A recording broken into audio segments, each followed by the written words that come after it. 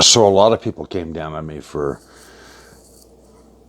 pointing out inconsistencies within the Old Testament. And it just doesn't make any sense, as I keep on saying. The Exodus with Moses, it wasn't just 600,000 people. It was 600,000 fighters, warriors, which means that it could have been 1.5 million people. Doesn't make any sense. They end up in the Sinai Desert and live there for 4 decades and don't leave any archaeological evidence. That doesn't make any sense at all. So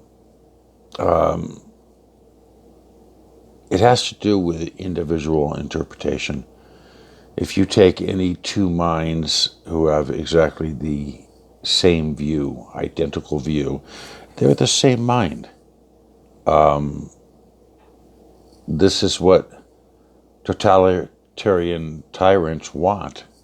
They want the destruction of any oppositional thinking and the enforcement of a singular view. Therefore, the God I worship is a God of irony and of mirth and of absurdity, a humble omnipotence, an invisible totalitarian, a divine entity who will allow his own priests to say to his face, "We have no king but Caesar," as they condemn him as a heretic and compel a foreign oppressor, wink wink Rome, to execute him because they don't have the power or the courage to do the deed themselves.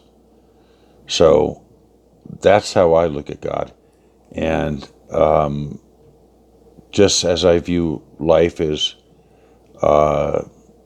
the root of all life and it's immutable, that's how I look at God. God is not subject to our thoughts or our actions or our views. We are subject to His.